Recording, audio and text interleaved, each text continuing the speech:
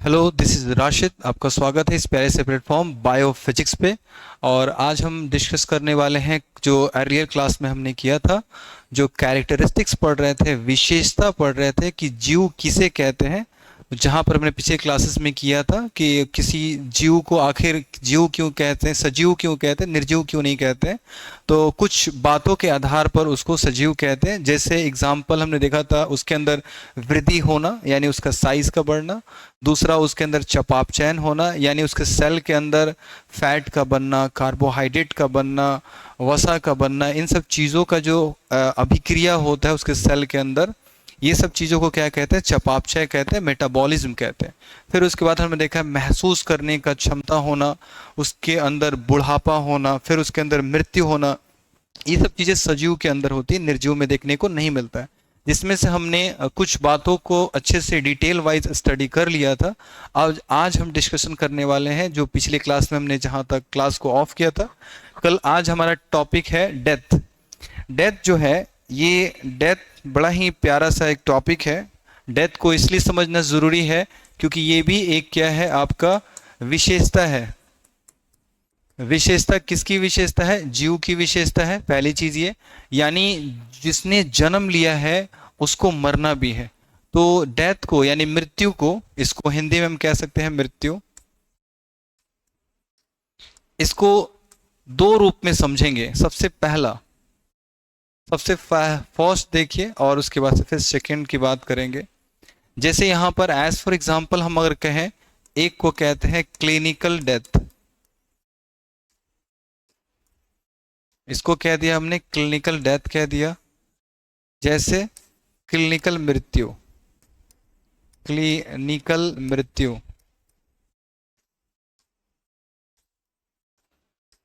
फिर इसके बाद हमने कहा second, biological death. Biological death. अब ये जो बायोलॉजिकल डेथ है, जिसको हम कहते हैं जैविक मृत्यु कह सकते हैं, जैविक मृत्यु। इन दोनों को डिटेल वाइज अच्छे से समझेंगे कि आखिर ये जैविक मृत्यु और यहाँ पर क्लिनिकल मृत्यु दोनों में क्या डिफरेंस है, क्या अंतर है, इसको समझेंगे। तो सबसे पहला जो हम हेडिंग देते हैं उसको कहेंगे क्लिनिकल मृत्यु। नाम से स्पष्ट है, क्लिनिकल। क्लिनिकल का सेंस होता है जब हम बीमार होते हैं तो किसी डॉक्टर के पास जाते हैं, उसके क्लिनिक में जाते हैं। तो अगर सोचिए कि कोई पेशेंट है या बहुत ज़्यादा उसका सीरियस है, तो डॉक्टर के पास जाने के बाद सबसे पहले उसको क्या चेक करना होगा? तो सबसे पहला चेक करना होता है कि उसके अंदर सांसें उसकी चल रही या नहीं। दूसरा, फिर उसको चेक करना हो उसका हार्ट बीट अच्छे से काम कर रहा है या नहीं। फिर तीसरा, उसके पल्स को चेक करना होगा, उसकी धमनियों के, कि इसके अंदर ब्लड का फ्लो जो प्रवाह होता है वो अच्छे से हो रहा है या नहीं। फिर अगर ये सब चीज़ें अच्छे से प्रॉपर ढंग से काम करना हो रहा है, यानी किसी जो ह्यूमन है वो अच्छे से फिट है बिल्कुल। अगर मान लीजिए सपोज कीजिए किसी की अंतिम सांसें चल रही है और वो बिल्कुल डेथ के कगार पर है, उस कंडीशन में उसके अंदर एक सिचुएशन देखने को मिलता है। उसकी आंखों की पुतलियां जो होती हैं वो फैल जाती है। मरने के बाद आंखों की पुतलियां फैल जाती हैं। तो सपोज कीजिए कि अगर कोई ऐसा पेशेंट है जिसकी जान चली गई है, तो डॉक्टर कैसे कंफर्म करेगा कि वो आदमी जिंदा है या मर चुका है? तो जैसे हमने बताया कि पहले उसका सांसों को चेक करना, उसके ब्रीथिंग का रुक जाना यानी उसके सांस का रुकना। उसके बाद कह सकते हैं उसके दिल की धड़कन का रुक जाना। तीसरा, डॉक्टर चेक करेगा उसके पल्स रेट को चेक करेगा कि धमनी जो है उसके अंदर जो रक्त है, जो ब्लड है, उसका प्रवाह अच्छे से हो रहा है या नहीं, वो भी रुक गया है। इसका तीन वर्ड देखा हमने। फिर उसको लास्ट वो आप चेक करेगा उसके आंखों को। जब उसकी आंखों की पुतलियां जो होती हैं वो फैल जाती है, तब फाइनली डॉक्टर क्या करता है, कंफर्म करता है कि ये जो पर्सन है वो क्या हो गया, अब इस दुनिया में नहीं रहा। उसको वहां पर वो अपने डॉक्टर अपने सर्टिफिकेट उसके नाम से इशू करता है कि वो आदमी मर चुका है। तो उसी कैरेक्टर, उन सब बातों को हम क्या कहते हैं? क्लिनिकल डेथ कहते हैं। तो उसी चीज को थोड़ा सा हम प्रैक्टिकली देख लें यहाँ पे। तो चलिए यहाँ पर हम देखते हैं सबसे पहले क्लिनिकल डेथ। तो हेडिंग देंगे यहाँ पर क्लिनिकल डेथ। क्लिनिकल डेथ, जिसको हम क्या कह सकते हैं? क्लिनिकल मृत्यु कह सकते हैं। क्लिनिकल मृत्यु। क्लिनिकल मृत्यु।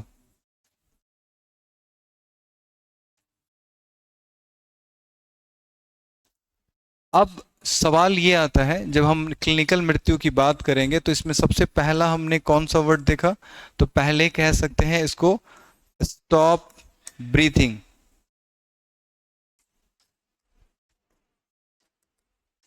यानी सांसों का रुक जाना, सांसों का रुक जाना, यानी बंद हो जाना। पहला ये हो गया सांसों का रुक जाना। फिर दूसरा क्या कह सकते हैं इसमें, स्टॉप हार्ट बीट, अर्थात इसे कहेंगे दिल की धड़कन का रुक जाना, दिल की धड़कन यानी हृदय की गति, दिल की धड़कन, धड़कन का रुक जाना। ये दो कंटेंट उन्होंने देखा, डॉक्टर ने कंफर्म किया उस पेशेंट का।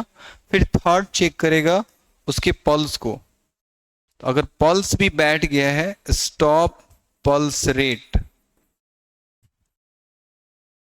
यानी उसे कह सकते हैं धमनियों का रुक जाना, यानी धमनी के अंदर जो खून बहता है उसके बहाव का रुक जाना। धमनियों के अंदर, धमनियों के अंदर रक्त यानी ब्लड के बहाव का रुक जाना, धमनियों के अंदर रक्त के बहाव का रुक जाना, स्टॉप पल्स रेट। तीन चीजें कंफर्म होने के बाद डॉक्टर लास्ट चीज कंफर्म करेगा, वो क्या है, तो उसे हम कहते हैं आंखों की पुतलियों को चेक करेगा, तो उसे हम कहते हैं डायलेट पिपल्स। उसे हमने क्या कहते हैं फोर्थ नंबर में, डायलेट पिपल्स। इसे कहते हैं आंखों की पुतलियों का फैल जाना, आंखों की पुतलियों, आंखों की पुतलियों का फैल जाना, यानी आंखों की पुतलियां जो होती हैं वो फैल जाती हैं। इन बातों से डॉक्टर कंफर्म करता है कि ये जो पेशेंट है अब इस दुनिया में नहीं रहा। तो इसके आधार पर डॉक्टर क्या करता है, कंफर्म करता है कि ये जो पेशेंट है अब ये क्या हो चुका है, डेड बॉडी में कन्वर्ट हो चुका है। तो ये हमने कहा ये सारी चीज़ें किस चीज़ में, कहाँ पर, किस लोकेशन पे कंफर्म हुई, क्लिनिक के अंदर, इसीलिए कहते हैं इसको क्लिनिकल डेथ। फिर जब हम बात करेंगे नेक्स्ट दूसरे टाइप की जिसको हम कहते हैं बायोलॉजिकल डेथ, तो जब बायोलॉजिकल डेथ की बात करते हैं थोड़ा सा लॉजिक बदल जाता है। उसे हम क्या कहेंगे, उसे कहते हैं जब कोई व्यक्ति अगर मरने के कुछ समय बाद, जैसे 30 मिनट या 1 घंटे बाद, उसके बॉडी में कुछ चेंजिंग देखना शुरू हो जाता है। सबसे पहले उसका शरीर जो होता है वो पीला पड़ना शुरू होता है। पीले का कारण क्या है कि उसके अंदर का ब्लड का सर्कुलेशन रुक जाता है, यानी ब्लड का सर्कुलेशन इन द सेंस कह सकते हैं कि रक्त का जो बहाव होता है शरीर के अंदर वो रुक जाता है, जिसके कारण शरीर उसका पीला पड़ जाता है।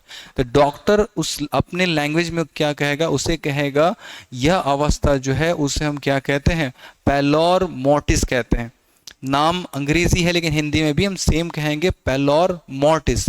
पैलोर मोर्टिस का अर्थ होता है शरीर का पीला पड़ना मृत्यु के बाद।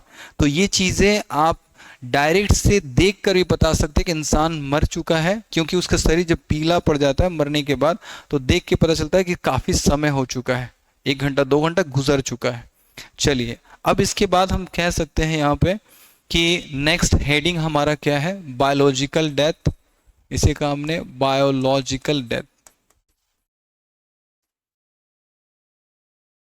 इस बायोलॉजिकल डेथ में जो मेन पॉइंट है कि इसमें किसी डॉक्टर को कंफर्म करने की ज़रूरत नहीं है, ये डायरेक्ट से देख के ही पता चलता है कि हाँ वो उसकी मौत हो चुकी है। यानी मृत्यु के बाद की अवस्था को हम क्या कहते हैं, जैविक मृत्यु यानी बायोलॉजिकल डेथ कहते हैं। इसे हिंदी में जैविक मृत्यु कहते हैं, जैविक मृत्यु। जैविक मृत्यु कह दिया हमने। अब सवाल ये आता है, जैविक मृत्यु जो देख रहे हैं कि आखिर ये होता क्या है। तो पहले, अभी कुछ देर पहले हमने आपको डिस्कशन किया था कि शरीर का पीला होना, डॉक्टर उसको क्या कहेगा अपने लैंग्वेज में, पैलोर मोर्टिस। पैलोर मोर्टिस कह सकते हैं, पैलोर मोर्टिस। इसको हिंदी में लिख सकते हैं पैलोर।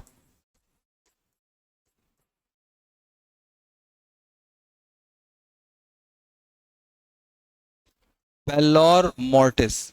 अब ये जो पैलोर मोर्टिस है, इसमें होता क्या है, तो इसके अंदर होता है, कह सकते हैं, paleness of body. Paleness of body after death.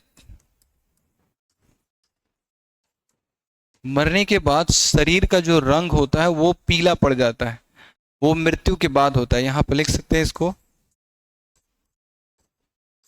मृत्यु के बाद शरीर का पीला होना।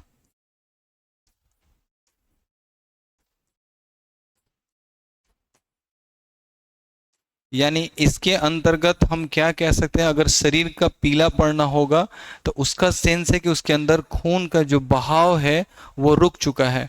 उसको क्या डॉक्टर अपने लैंग्वेज में क्या कहेगा, that is the situation of pallor mortis. यानी इस अवस्था को पैलोर मोर्टिस कहते हैं। ये पहला सिचुएशन है, यानी मरने के बाद का पहला अवस्था, जिसको हमने कहा पैलोर मोर्टिस। अब फिर दूसरा सिचुएशन आता है, वो सिचुएशन क्या है, ड्यू टू ग्रेविटी, यानी गुरुत्वाकर्षण बल के कारण। आपको अच्छे से पता है कि जब हम जंप करते हैं तो फिर हमारा खिंचाव नीचे की जमीन की तरफ जाता है, यानी हमको गुरुत्वाकर्षणीय बल हमको अपनी ओर आकर्षित करता है।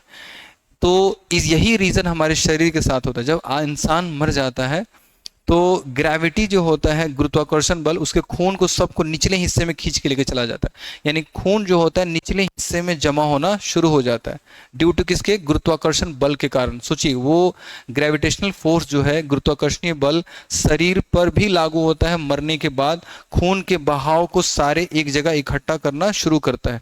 तो उस अवस्था को डॉक्टर क्या कहेगा, उसे कहेगा, उसे कहते हैं लिवोर मोर्टिस।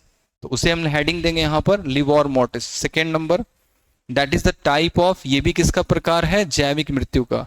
इसे हमने कह दिया लिवोर मोर्टिस। जो भी डाउट हो कमेंट करके आप कमेंट कर सकते हैं, उसको नेक्स्ट क्लासेस में डाउट को क्लियर कर दिया जाएगा। लिवोर मोर्टिस। अब ये लिवोर मोर्टिस जो है, इस लिवोर मोर्टिस को हमने क्या कह दिया, लिवोर मोर्टिस। लिवोर मोर्टिस। लिवोर मोर्टिस को क्या कहा हमने, settling of blood in the lower portion. Settling of blood, of blood in the lower portion. Lower portion, निचले भाग में खून का जमा होना, लिख सकते हैं इसको हिंदी में, निचले भाग में खून का जमा होना, निचले हिस्से में रक्त का जमा होना।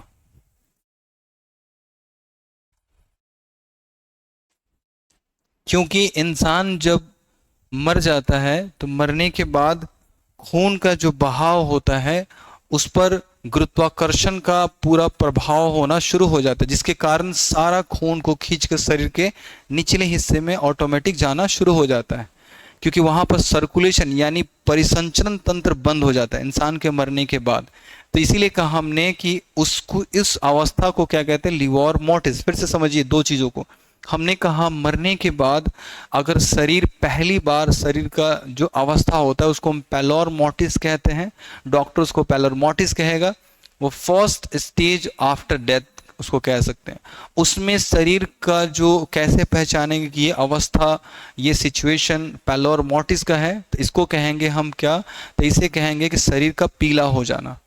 दूसरा, इसके बाद शुरू होता है जो सिचुएशन, जो अवस्था, उसको हम कहते हैं खून का, सारे खून का एक जगह निचले हिस्से में जमा होना, settling of blood in lower portion, यानी जितने भी रक्त हैं सब का निचले हिस्से में जमा होना होता है। उसे हम क्या कहते हैं? उसे लिवर मोर्टिस कहते हैं। यानी डॉक्टर उससे क्या कहेगा? Liver mortis. अब सवाल ये आता है कि सिर्फ दो ही सिचुएशन होता है? तो बिल्कुल नहीं, अभी सस्पेंस बाकी है। इसके बाद भी तीसरा अवस्था होता है जिसे आप जानते हैं, नॉर्मल किसी कॉमन को पता होगा। जैसे एग्जांपल, किसी डेड बॉडी को जब हम उसके शरीर को छूते हैं तो उससे हमें ठंडे का एहसास होता है, लगता है बिल्कुल ठंडा सा फील होता है, लगता है एकदम बिल्कुल ठंडे शरीर को छू रहे हैं, यानी उसके अंदर जो गर्माहट होता है वो खत्म हो जाता है। जब तक इंसान जिंदा रहता है उसके अंदर गर्माहट रहता है, क्योंकि हमारा खून जो होता है वो गर्म खून होता है, ठीक है। और लेकिन मरने के बाद वो खून क्या होता है? ठंडा में बदल जाता है। इसीलिए ये भी सिचुएशन कब होता है? मरने के बाद। कब शरीर ठंडा होता है? मरने के बाद। तो शरीर जब ठंडा होता है तो डॉक्टर आखिर उसको क्या कहेगा अपनी लैंग्वेज में? उसको डॉक्टर कहता है एल्गोर मॉर्टिस। डॉक्टर ने क्या कहा? उसे एल्गोर मॉर्टिस। तो चलिए उस चीज को लिखते हैं यहाँ पे। सारी चीज़ें आपको इस चैनल के नीचे लिंक है टेलीग्राम, वहाँ से आपको जो स्लाइड है आपको प्रोवाइड करा दिया जाएगा। इसीलिए केयरफुली आप लेसन अटेंड करें लेक्चर को, जिससे आप बातें समझ पाए। जो लेक्चर समझना थोड़ा आपके लिए मुश्किल हो जाए उसके लिए कमेंट करें, फिर से दोबारा उसको अगले लेक्चर में आपको क्लियर किया जाएगा। चलिए आगे देखिए यहाँ पे। अब इसमें हमने क्या हेडिंग बनाया? एल्गोर मोर्टिस। थर्ड नंबर लिख देते हैं यहाँ पे, एल्गोर मॉर्टिस।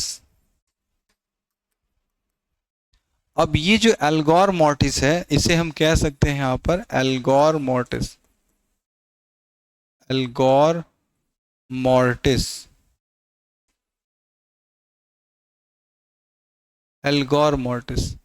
ये जो एल्गोर मॉर्टिस है आखिर इतना इम्पॉर्टेंट क्यों है? और ये सबको पता होता है लेकिन नाम नहीं पता होता।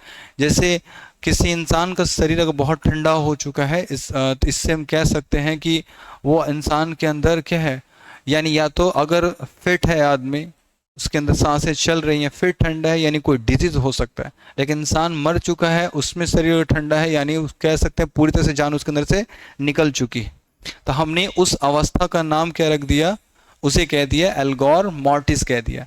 इसमें क्या कहते हैं? इसको लिखेंगे reduction of body temperature, reduction of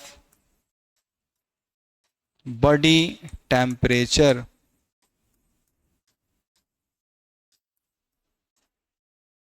क्या कह दिया हमने? Reduction of body temperature. इसी को हिंदी में समझने की कोशिश करते हैं, शरीर के तापमान का कम होना। क्या कह दिया हमने? शरीर के तापमान का कम होना,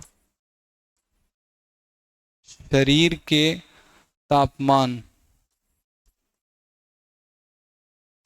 शरीर के तापमान का कम हो जाना,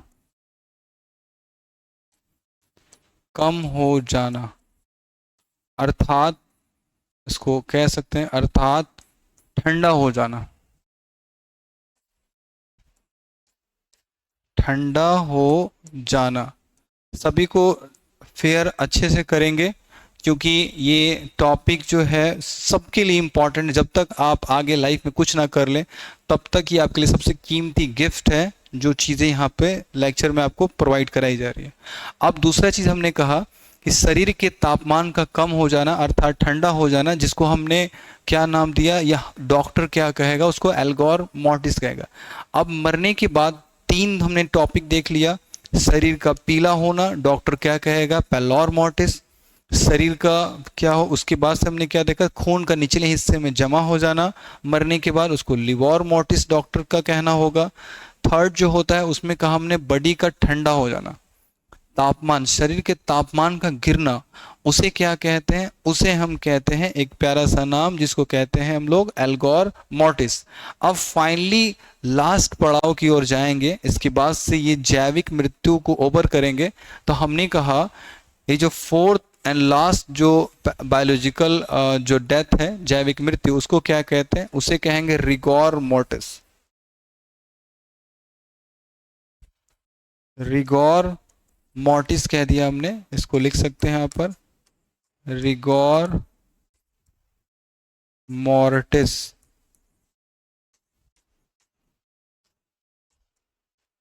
रिगोर मॉर्टिस कह दिया। रिगोर मॉर्टिस का सेंस क्या होता है? रिगोर मॉर्टिस का सेंस होता है किसी शरीर का जब इंसान के अंदर से जान निकल जाता है, बहुत ज़्यादा समय हो जाता है, उसके बाद इंसान जिस अवस्था में जिसकी मृत्यु होती है उसी अवस्था में उसका शरीर अकड़ जाता है। सपोज कीजिए किसी इंसान की जान ऐसे ही अवस्था में निकला है तो उसका शरीर जो होता है ऐसे ही अकड़ जाएगा, उसको फिर से क्या करना, खोलने के लिए कट कट ऐसे पूरा तोड़ना पड़ेगा। डैट मीन्स इंसान की जान निकलने के बाद शरीर उसका अकड़ जाता है। तो उस अकड़न को हम क्या कह सकते हैं? रिगोर मॉर्टिस कह सकते हैं। इसे क्या कह दिया हमने? रिगोर मॉर्टिस। यानी इसको रिगोर मॉर्टिस कहते हैं। क्या कहेंगे? Contraction of body. ये सब चीजें कब है? मरने के बाद। Contraction of body after death.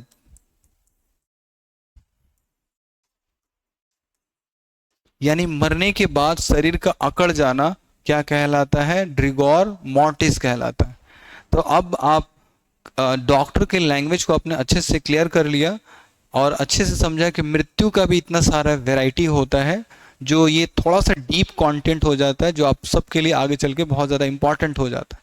तो चलिए, ये हमने कहा रिगोर मॉर्टिस। तो यहाँ पर हम कह सकते हैं, इसको लिखेंगे हिंदी में, मृत्यु के बाद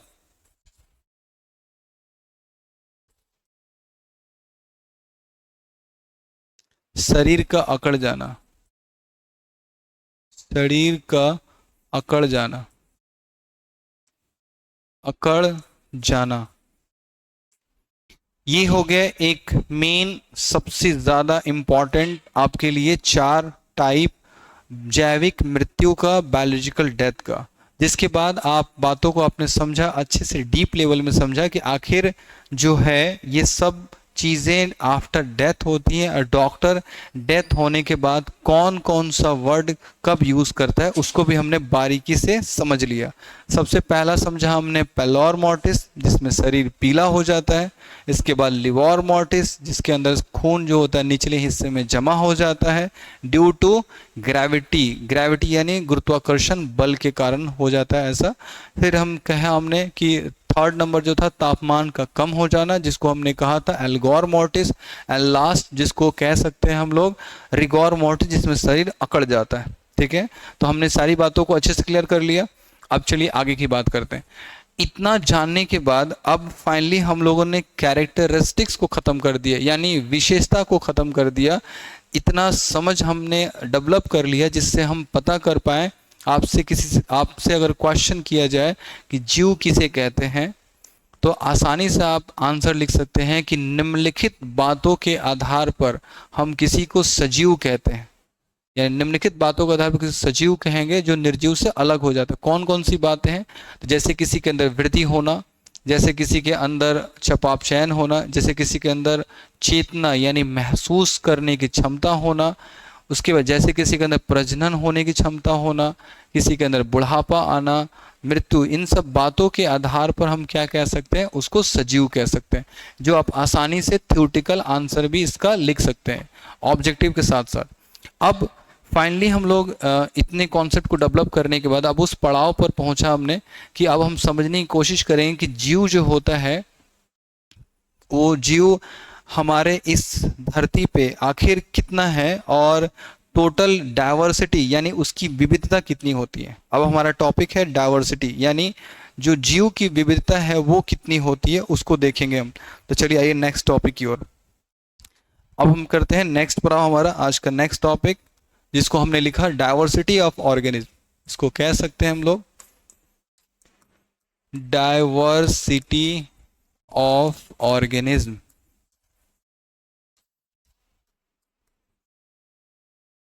जब डाइवर्सिटी ऑफ ऑर्गेनिज्म की बात कर सकते हैं, यानी इसको कहेंगे, इसको हम क्या कह सकते हैं? इसे हम कहा हमने जीवों की विविधता।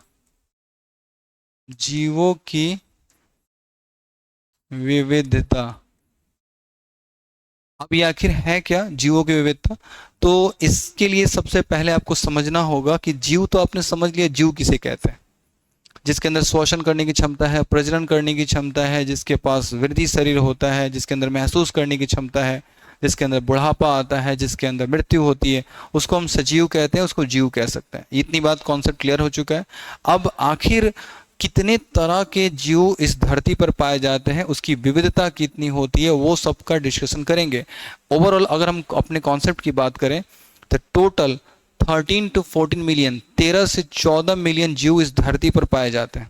कितने पाए जाते हैं? 13 से 14 मिलियन जीव पाए जाते हैं। यानी 1 मिलियन बराबर 10 लाख होता है। अगर हम कन्वर्ट करते हैं 1 करोड़ 30 लाख से 1 करोड़ 40 लाख जीव पाए जाते हैं, लेकिन आंसर मिलियन में होगा आपके क्वेश्चन में, तो वहां पर 13 से 14 मिलियन लिखेंगे। लेकिन क्या सबको हम जानते हैं? बिल्कुल नहीं। उनमें से सिर्फ ओनली 1.7 to 1.8 मिलियन, यानी 1.7 से 1.8 जो मिलियन है जीव को हम जानते हैं, उसका हमने क्या कर लिया? उसका नाम रखा है हमने। उसमें से हम भी आते हैं, पेड़ पौधा भी आता है ना। इन सब चीज़ों का हम जिसको भी हमने पहचान लिया है, उन सब को हमने रखा है 1.7 से 1.8 मिलियन वाले लिस्ट में। यानी उतना को हमने जान लिया है। लेकिन होते कितने हैं? 13 से 14 मिलियन, जिसको अब तक हम समझ नहीं पाए। यानी अगर आपसे क्वेश्चन पूछा जाए 1.7 को अगर हम 10 से गुना कर दें, मल्टीप्लीकेशन कर दें, तो कितना हो जाएगा? 17। तो अगर मिलियन को हमको लाख में कन्वर्ट करना है, तो वहां पर 1.7 और 1.8 को अगर 10 से मल्टीप्लीकेशन करेंगे तो कितना होगा? 17 से 18 लाख। यानी सिर्फ 17 से 18 लाख जीव को ही हम जान पाए हैं, उसका नाम रख पाए। तो उन सब बातों को, ये तो हमने थ्योरेटिकल कहा, अब उसको रिटन फॉर्म में हम देखते हैं यहाँ पे। जैसे हमने कहा आपसे कि टोटल जीव जो है, लिखेंगे एबॉट। जब भी एबॉट वर्ड यूज करें, इसका सेंस होता है एग्जैक्ट डेटा हमारे पास नहीं है, अनुमान लगा सकते हैं। About 13 to 14 millions of species या millions of organism, millions of organisms are present on the earth, are present on the earth।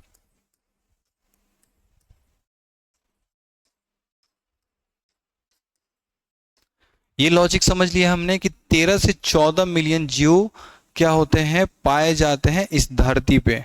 इतनी बात कॉन्सेप्ट क्लियर हो गया। ये भी आपको क्लियर हो गया कि ये सब इतने तो पाए जाते हैं, लेकिन सबको हमने समझ नहीं पाना हुआ है और सबको हमने नाम भी नहीं रख पाना हुआ। सिर्फ इनमें से सिर्फ कितनों को जानते हैं? 1.7 से 1.8 मिलियन को, जिसका हमने नाम रखा है, उसमें से हम भी आते हैं। तो लिखेंगे यहाँ पे इसको लगभग लगभग 13 से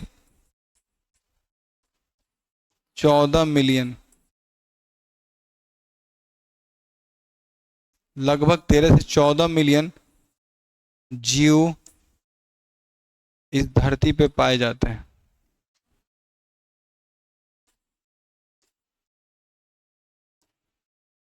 इस धरती पर पाए जाते हैं,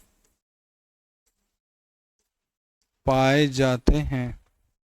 ये पहला लॉजिक हो गया। लेकिन अब कॉन्सेप्ट पे आते हैं कि क्या सबको हम जानते हैं? बिल्कुल सबको हम बिल्कुल नहीं जानते हैं, ना ही उसका नाम रख पाए। लेकिन हमने अंदाज़ा लगा लिया कि इसके अंदर क्या है? श्वसन करने की क्षमता है, उसके अंदर जनन करने की क्षमता है, इसलिए हमने इसको सजीव कह दिया, जीव का नाम रख दिया। क्योंकि हमने पहले ही आपको लेक्चर पढ़ा दिया कॉन्सेप्ट कि आखिर जीव किसे कहते हैं।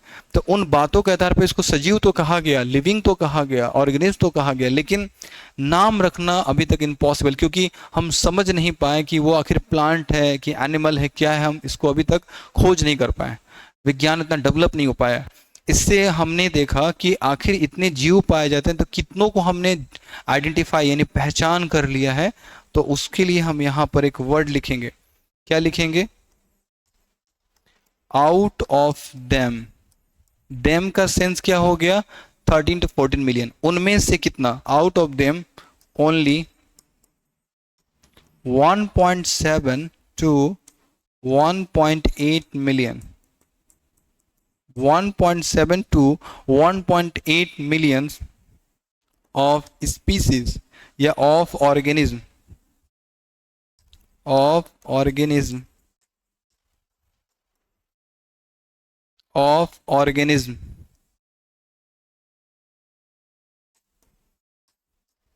Are known. यानी इसे कह सकते हैं इनमें से, डैम का सेंस हो गया 13 to 14 मिलियन, इनमें से कितनों को हम जानते हैं। नोन मेरे लिए कितने हैं, 1.7 to 1.8 मिलियन, जिसको अगर हिंदी में कहने की कोशिश करें 17 से 18 लाख, क्योंकि 1 मिलियन किसके बराबर होता है, तो वो होता है 10 लाख के बराबर होता है। तो हमने कहा जिनमें से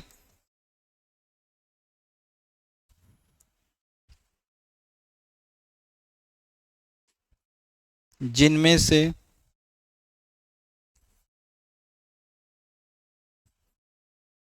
सिर्फ 17 से 18 लाख, 17 से 18 लाख जीवों को हम जानते हैं। इसमें कितनों को जानते हैं, तो 17 से 18 लाख जीवों को हम जानते हैं, जिनमें से, यानी out of them only 1.7 to 1.8 millions organism are known.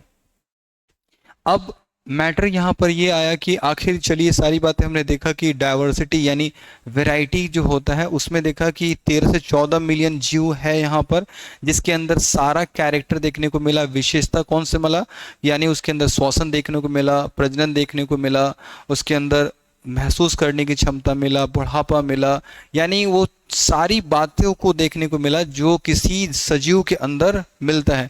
लेकिन उसको हम समझ पाना मुश्किल है कि वो आखिर एनिमल है या प्लांट है, इसलिए हमने उसको अभी छोड़ दिया है।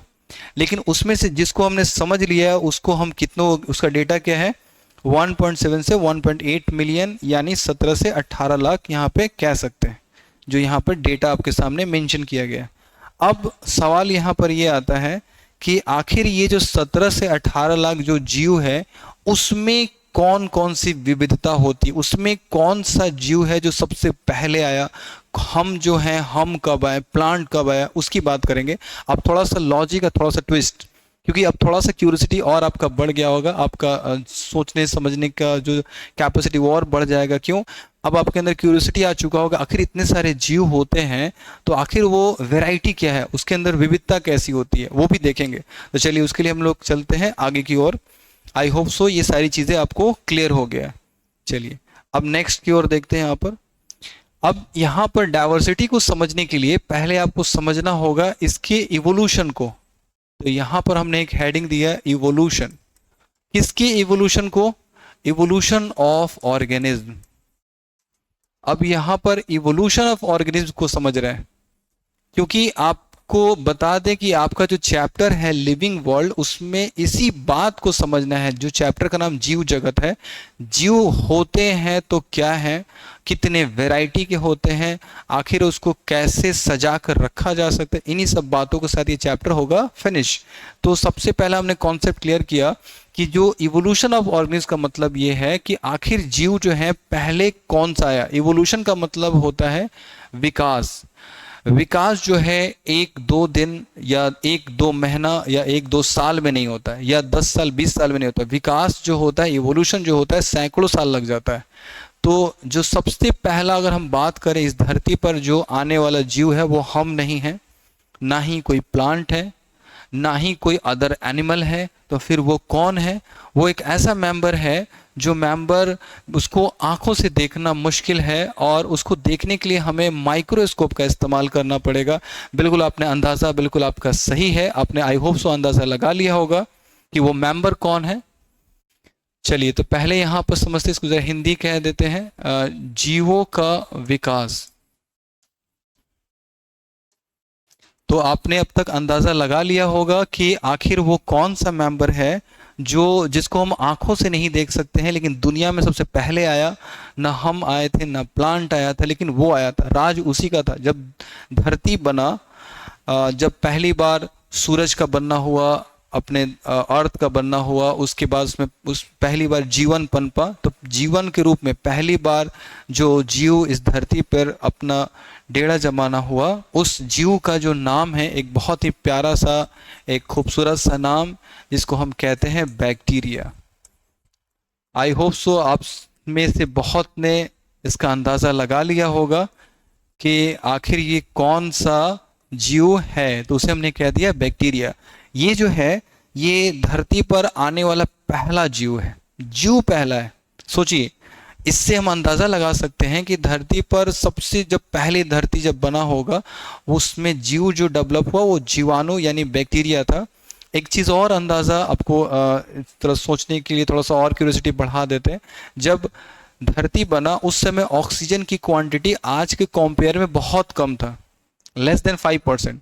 तो सोचिए, जब उस समय जब ऑक्सीजन नहीं था तो उस समय जो जीव डेवलप हुआ जिसको हमने जीवाणु कहा, इसका मतलब ये हुआ कि ये जो बैक्टीरिया था पहली बार जो धरती पर विकसित हुआ, वो बिना ऑक्सीजन के भी जिंदा रह सकता था। बाद में जैसे जैसे उसके अंदर और विकास हुआ तो वो ऑक्सीजन के साथ जिंदा रहने वाला भी जीव बन गया। यानी बैक्टीरिया को समझेंगे कि ये जो होता है, जब डिटेल वाइज आगे पढ़ेंगे तो समझेंगे वहाँ पर।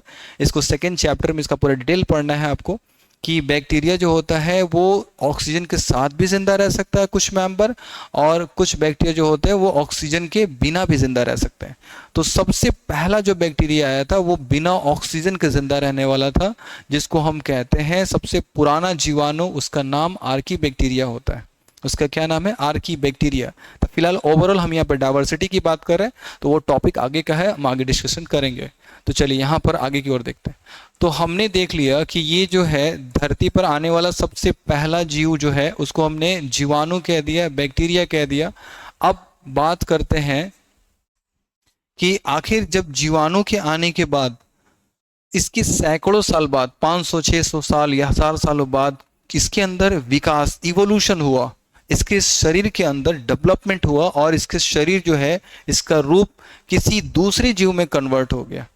और एक और ख़ास बात, जो जीवाणु होता है उसके सेल के अंदर केंद्रक देखने को नहीं मिलता है, यानी न्यूक्लियस देखने को नहीं मिलता है।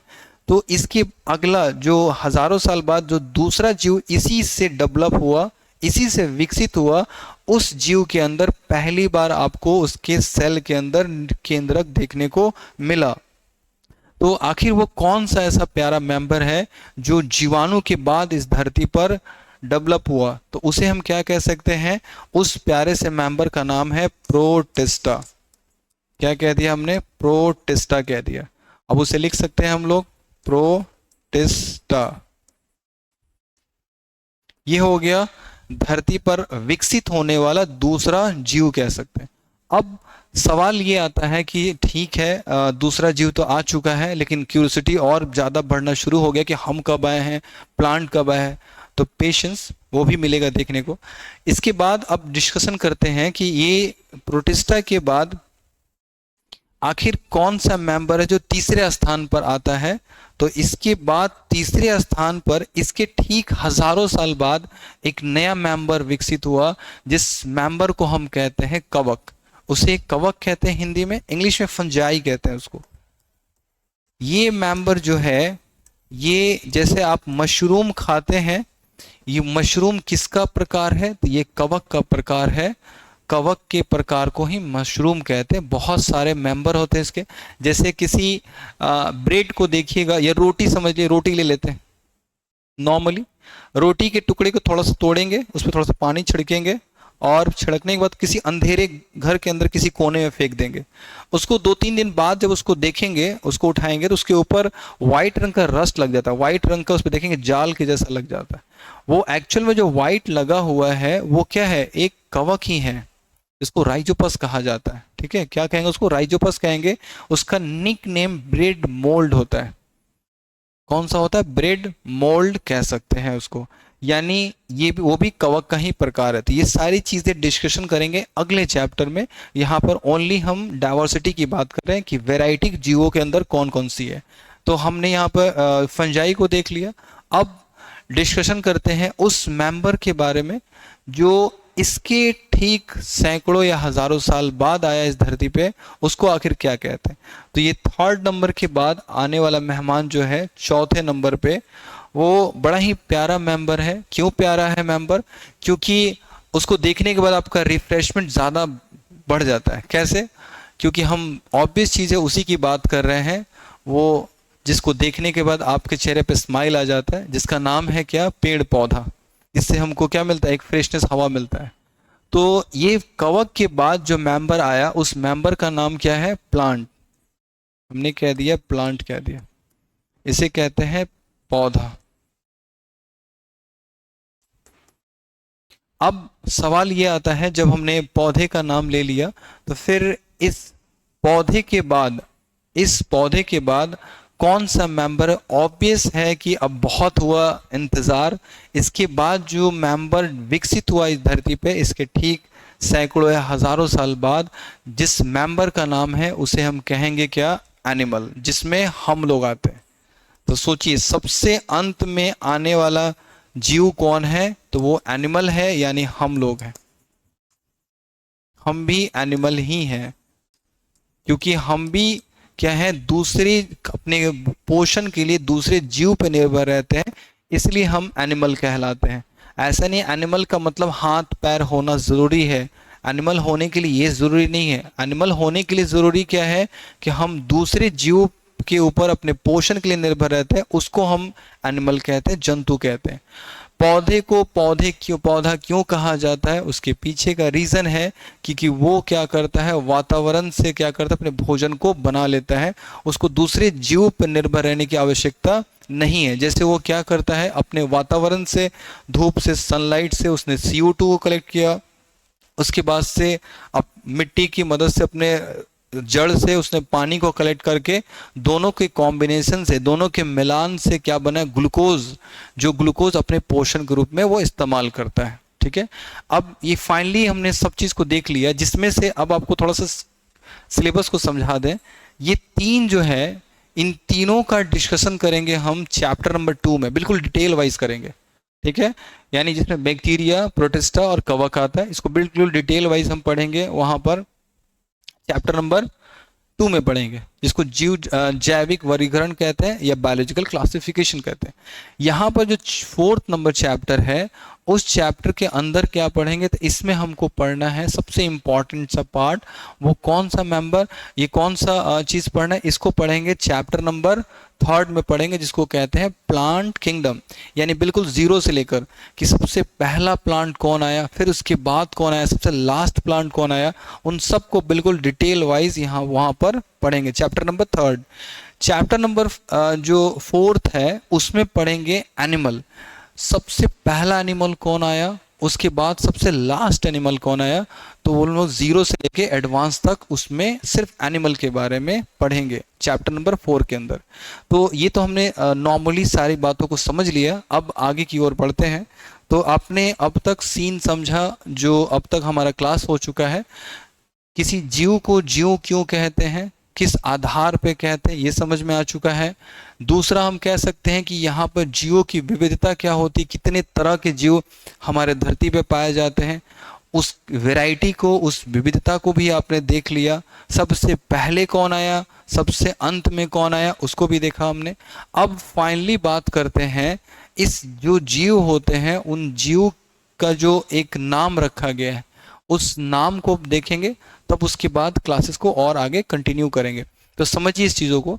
जब हम किसी जीव की बात करते हैं, तो जीव हर एक लोकल एरिया में अलग अलग नाम से पुकारा जाता है। जैसे एज फॉर एग्जाम्पल अगर हम अपनी बात करें, तो हमें हिंदी में मानव कह सकते हैं। ठीक है, अगर हम बात अंग्रेजी में बात करें तो ह्यूमन कह सकते हैं। अलग अलग रीजन में अलग अलग नेम हो जाता है। इसी को दूर करने के लिए एक वैज्ञानिक है जिनका नाम है कैरोलस लिनियस, जिनको अगर अच्छे से उनके नाम को प्रोनाउंसिएशन किया जाए, उसको कार्ल वॉन लीन कहते हैं। उनका शॉर्ट नेम लीन है, जिनको हम इसलिए जानते हैं कि उन्होंने क्या किया, जितने भी जीव हैं सबका एक ऐसा नाम दिया जो पूरी दुनिया में वो नाम एक ही है, उसको बदला नहीं जा सकता है।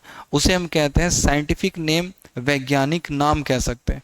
और वो वैज्ञानिक नाम सभी जीवों का इकलौता है, उस नाम को बदला नहीं जा सकता। किसी भी लैंग्वेज में, किसी भी भाषा में उस नाम को बदल नहीं सकते। जैसे एज फॉर एग्जांपल, अगर हम ह्यूमन हैं, हमारा वैज्ञानिक नाम क्या है? Homo sapiens. जो आप कहीं भी चले जाइए, रूस जाइए, कनाडा जाइए, अमेरिका जाइए, सब जगह हमें होमो सैपियंस ही कहा जाएगा। किसी लोकल एरिया में भी जाएंगे तब भी हमारा वैज्ञानिक नाम क्या है? होमो सैपियंस ही कहलाएगा। वैसे ही हम सारे वैज्ञानिक नाम को एक जगह कलेक्ट करेंगे, जो आपके लिए ज़रूरी है, जो आपका, जब हम क्लासेस को कंटिन्यू करेंगे तो सब ये वैज्ञानिक नाम आपको आगे चल के उसमें यूज़ करेंगे। इसलिए याद होना बहुत ज़रूरी है। धीरे धीरे आपको ऑब्वियस याद होता चला जाएगा, इसलिए टेंशन नहीं रखना है। बस लेक्चर को अच्छे से अटेंड करना है। नोट्स का फिक्र नहीं करना, ये भी आपको टेलीग्राम पे प्रोवाइड करा दिया जाएगा, इसका भी फिक्र करने की ज़रूरत नहीं है। बस आपको लेक्चर अच्छे से अटेंड करना है। दूसरी चीज़, जब भी जहाँ जो डाउट हो तुरंत वहाँ पर उसको कॉपी में नोट करें और उसको कमेंट करें।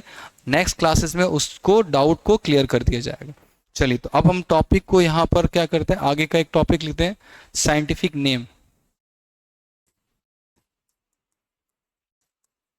साइंटिफिक नेम कह दिया हमने,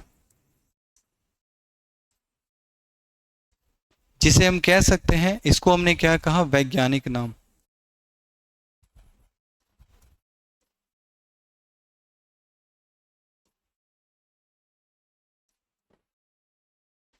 वैज्ञानिक नाम कह दिया हमने, जिसमें से सबसे पहले नंबर पे जो आता है वो कौन है? तो अपने बारे में ही हम लिख लेते हैं, ह्यूमन। ह्यूमन जिसे हम कहते हैं मानव। अब इसमें लड़का भी हो सकता है, लड़की भी, उससे कोई मतलब नहीं है। हम मानव हैं, चाहे मेल हो या फीमेल हो, दोनों का एक ही वैज्ञानिक नाम है, जिसको हम क्या कह सकते हैं? Homo sapiens. क्या कह दिया हमने? Homo sapiens. I hope so आपको पढ़ने नहीं है तो हम उसको हिंदी में भी लिख देते हैं, होमो सैपियंस।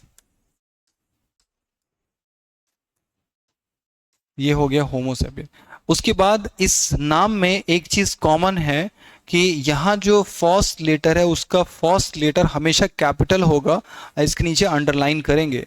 इसके जो फर्स्ट, यहाँ जो ये सेकेंड वर्ड है उसका फर्स्ट लेटर हमेशा स्मॉल होगा, और इसके नीचे भी अंडरलाइन करेंगे। ये ध्यान रखना है। इसका क्यों ऐसा होता है उसके रूल को हम लोग आगे की ओर कंटिन्यू करेंगे। पहले वैज्ञानिक नाम याद होना बहुत ज़्यादा ज़रूरी हो जाता है। इसके बाद बात करते हैं लायन। लायन यानी इसे हम शेर कहते हैं। इसको क्या कहते हैं? इसका वैज्ञानिक नाम जो होता है उसको कहते हैं पैंथरा, और इसको कह दिया लियो। अभी थोड़ी देर पहले हमने कहा कि जो सेकेंड वर्ड होता है उसका फर्स्ट लेटर हमेशा स्मॉल लिखते हैं, और फर्स्ट लेटर का जो फर्स्ट वर्ड का फर्स्ट लेटर कैपिटल होता है। क्यों होता है उसका लेक्चर हम लोग आगे अटेंड करेंगे। ये हो गया, इसको पैंथरा लियो कह दिया। पैंथरा को जब इंग्लिश में कन्वर्ट करते हैं इस वर्ड को, तो इसको हम कहते हैं बिग कैट, बड़ी बिल्ली। बड़ी बिल्ली को पैंथरा कहा जाता है। इसका मतलब ये है, ये जो शेर है वो बिल्ली के रिश्तेदार में से, यानी उसके फैमिली मेंबर का ये मेंबर है। इसको कह दिया हमने पैंथरा, पैंथरा लियो। अब पैंथरा लियो भी यहां पर हमने देख लिया। फिर और क्या है? तो इसके बाद जो मेंबर है उसको हम कहते हैं टाइगर। टाइगर को क्या कहते हैं? बाघ। इसमें मेल फीमेल दोनों की बात कर रहे हैं, ये नहीं कि मेल का अलग वैज्ञानिक नाम है, फीमेल का अलग, ऐसा कुछ नहीं है। टाइगर में मेल फीमेल दोनों का एक ही वैज्ञानिक नाम है। इसको क्या कह सकते हैं? इसका भी सेम नाम है, इसको भी कहते हैं पैंथरा, लेकिन इसकी जो जाति होती है वो बदल जाती है, नेक्स्ट वर्ड बदल जाता है। उसको हम क्या कहते हैं? पैंथरा टिग्रीज, टिग्रीज कहते हैं। अब पैंथरा टिग्रीज जो है, जिसको हम कह सकते हैं ये टाइगर का वैज्ञानिक नाम है, और इससे क्लियर हो गया कि ये जो नाम दिख रहा है ये कहीं भी दुनिया के किसी भी कोने में जाए सब जगह एक ही नाम होगा, वहां पर ये बदलेगा नहीं। तो हमने 3 नाम देखा, 2 नाम और देखते हैं, उसके बाद हम लोग अगले लेक्चर में अटेंड करेंगे। तो फोर्थ नेम जो है उसको हम क्या कहते हैं? उसे हमने कह दिया कैट। कैट जो होता है इसको हम बिल्ली कहते हैं। इसका वैज्ञानिक नाम जो होता है उसको हम फैलिस कैटस कहते हैं। फैलिस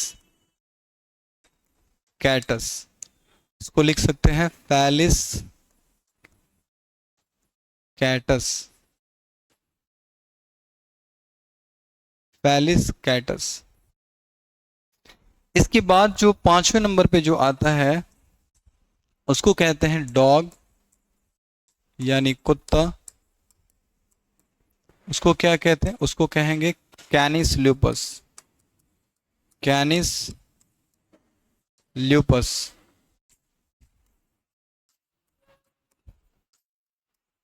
कैनिस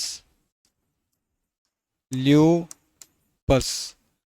तो ये तो 5 नाम हैं जो अगले क्लासेस में आई होप सो सभी ये पांचों नाम क्या करना होगा, आप सभी का याद कर लेना होगा। तो इसके आगे का हम अगले लेक्चर में कंटिन्यू करेंगे। लेकिन आई होप सो उम्मीद करते हैं कि सभी को अच्छे से डाउट क्लियर हुआ होगा। जो भी डाउट रह जाता है उसको कमेंट करें। कमेंट करने से क्यूरियोसिटी हमारी और बढ़ेगी, जिससे हम क्या करेंगे और ज़्यादा अच्छे ढंग से आपके लिए कंटेंट आपके पास लेके आना होगा। आपकी क्यूरियोसिटी निर्भर करता है कितना अच्छा कंटेंट आपके लिए दिया जाए। इसीलिए आपसे उम्मीद है मन लगा के पढ़ें, और ये जो कंटेंट है पीडीएफ के रूप में आपको टेलीग्राम पे प्रोवाइड करा दिया जाएगा। तो मिलते हैं फिर से नेक्स्ट वीडियो में। आज के लिए बस इतना ही।